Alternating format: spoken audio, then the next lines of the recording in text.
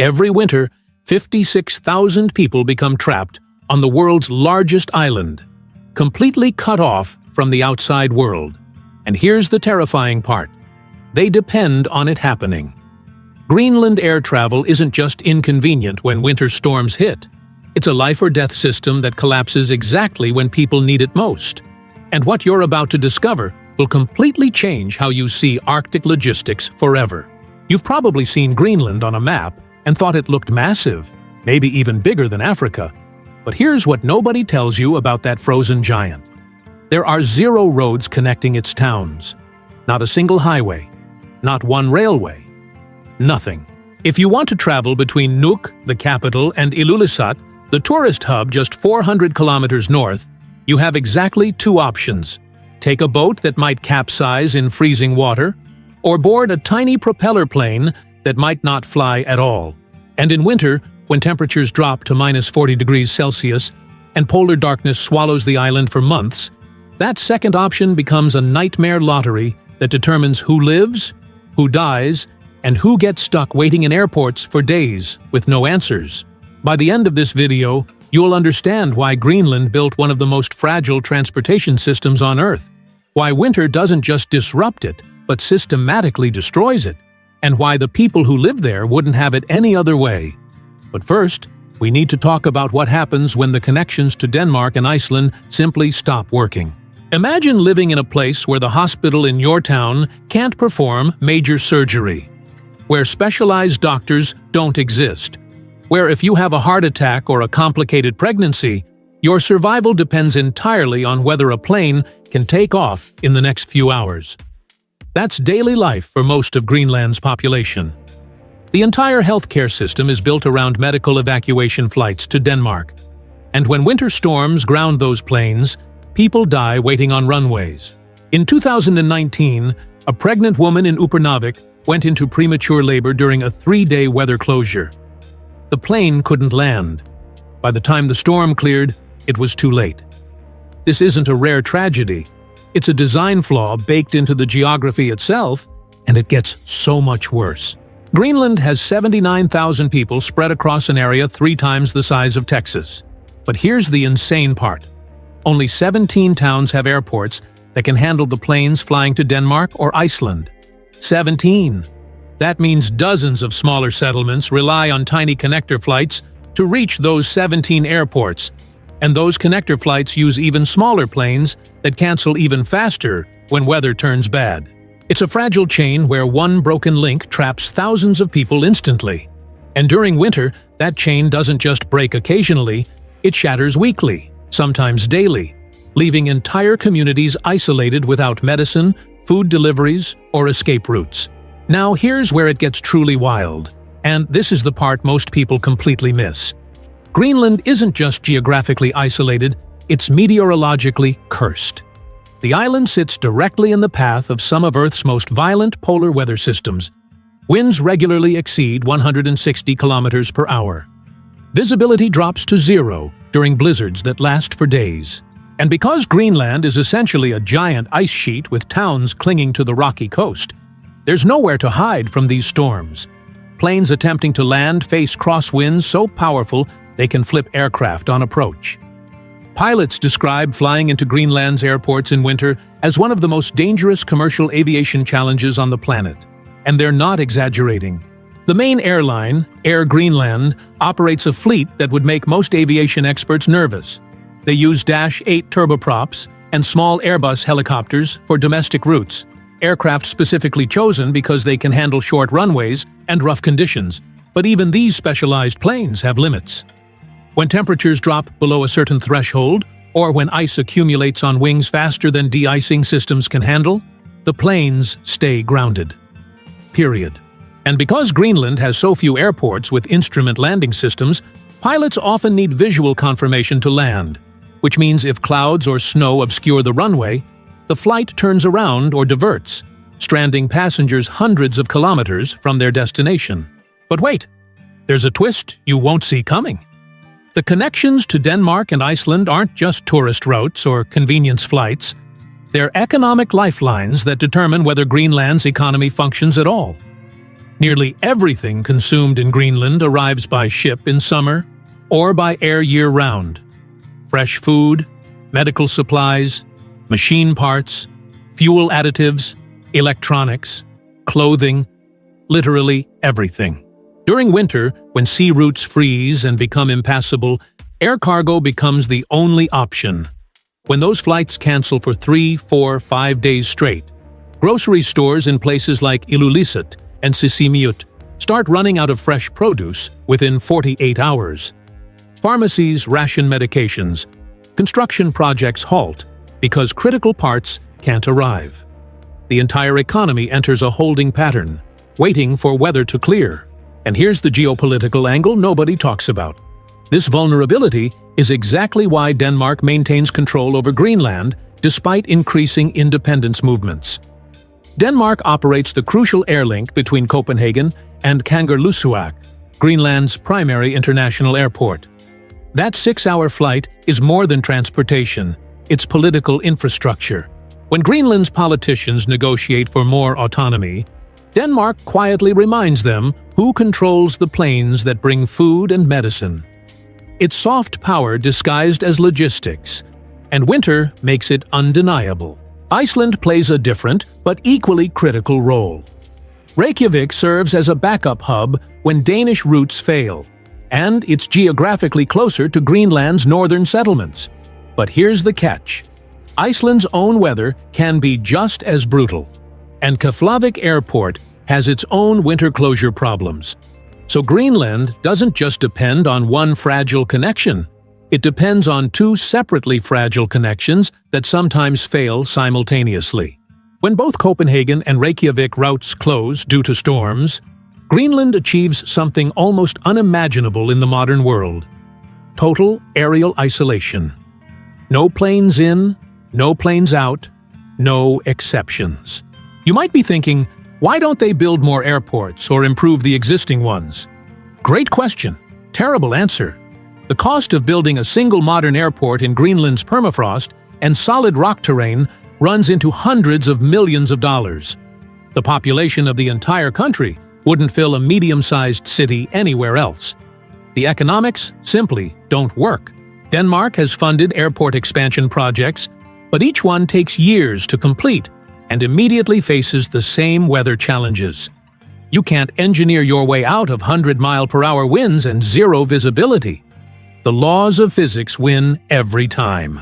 Now, let's talk about what this means for ordinary people trying to live normal lives.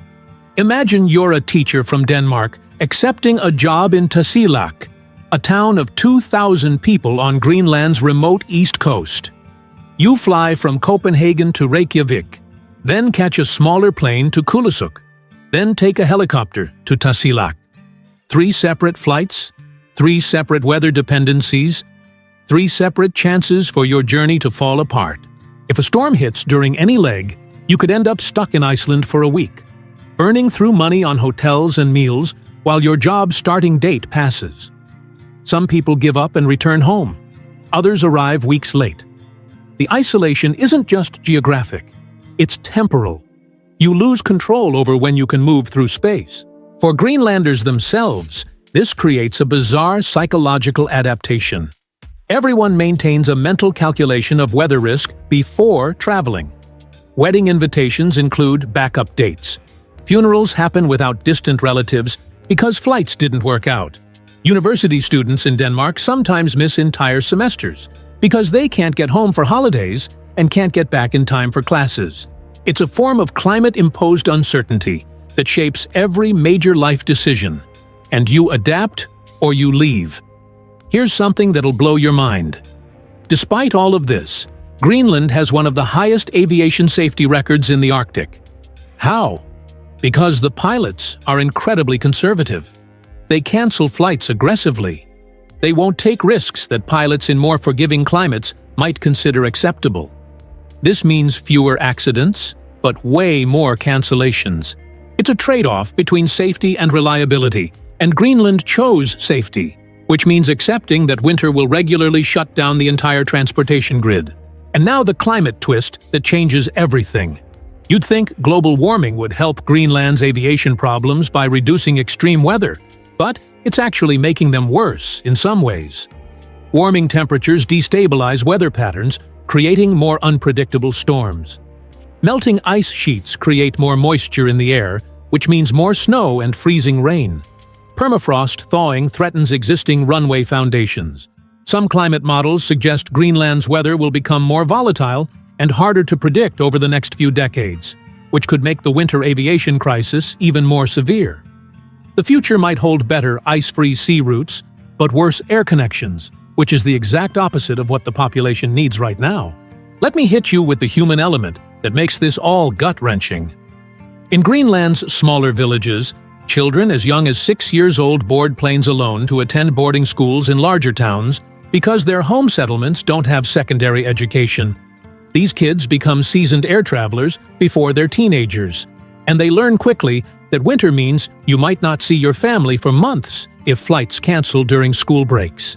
Parents send their children away, knowing weather could prevent reunions. It's a sacrifice demanded by geography, accepted because there's no alternative, and it creates childhood experiences unlike anywhere else on Earth. There's also a darker economic reality. Tourism has become one of Greenland's fastest-growing industries, with visitors paying premium prices to see glaciers, northern lights, and authentic Arctic culture. But tour operators face a brutal calculus. Market trips during summer, when weather is stable, but competition is fierce and prices are lower. Or market winter experiences like dog sledding and northern lights, when weather can destroy entire tour groups' itineraries with one storm. Many tourists arrive in Greenland and spend their entire vacation stuck in Nuuk, waiting for a flight north that never comes. They pay thousands of dollars for an Arctic adventure and get a weather-delayed airport experience instead. Some demand refunds. Some understand it's part of the deal. Either way, it limits how much the tourism economy can grow. Military and research stations face the same challenges. The American military base at Thule, officially called Pituffik Space Base, requires constant resupply flights from the United States via Canada or Denmark. When winter storms hit, even military aircraft with advanced instruments struggle to land. Scientific research stations studying climate change ironically get cut off by the very climate phenomena they're researching. Data collection stops. Researchers can't rotate out on schedule. Emergency medical evacuations from remote research sites become impossible. The irony is thick. We're trying to understand climate change by sending people to places where climate actively prevents understanding. So here's the question you're probably asking. Why do people stay? Why live in a place where winter actively tries to kill your connection to the outside world? And the answer is complicated and beautiful. For Inuit Greenlanders, this is ancestral homeland. Their culture adapted to Arctic isolation for thousands of years before airplanes existed. Modern disruptions are frustrating, but manageable compared to historical challenges. For Danish and international residents, many are drawn precisely by the extreme nature of the place. They want adventure. They want to test themselves against real isolation. They want to live somewhere that demands respect for nature's power. The aviation fragility isn't a bug. It's a feature of authentic Arctic life. And here's the final twist that brings everything together. Greenland is actively working to become independent from Denmark within the next few decades. But that independence movement is trapped by the same aviation dependency. True sovereignty requires economic self-sufficiency. But economic self-sufficiency requires reliable connections to global markets, which requires dependable aviation, which requires either massive infrastructure investment Greenland can't afford alone, or acceptance that winter isolation will always limit growth potential. It's a circular trap where weather holds political destiny hostage. The most recent development adds another layer to this mess.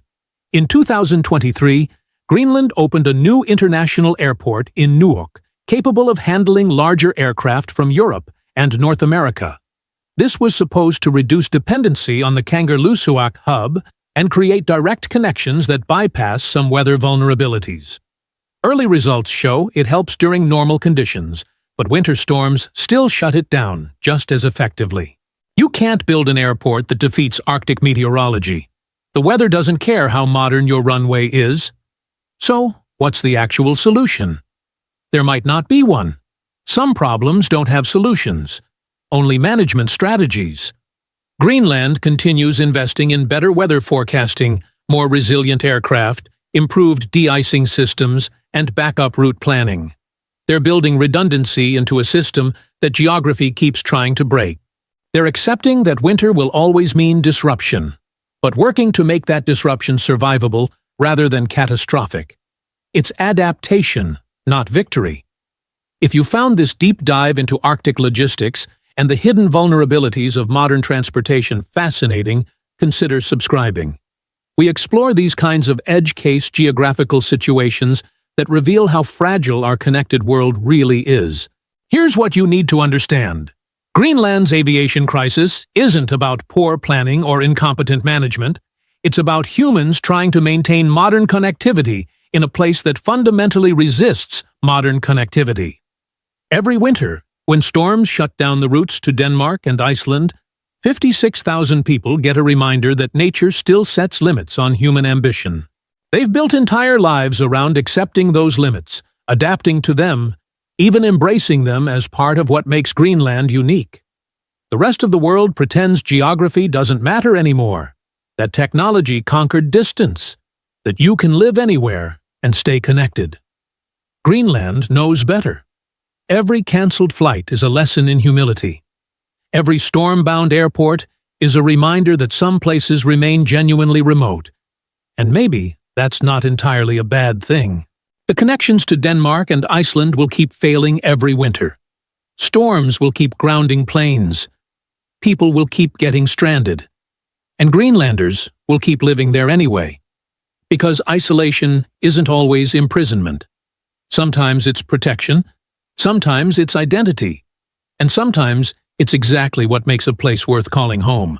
Drop a comment and tell me, would you accept this level of winter isolation to live in one of the most beautiful places on Earth? Hit subscribe, smash that like button, and check the description for links to more stories about how geography shapes human destiny in ways we rarely notice until they break down. The next video will blow your mind even more. See you there.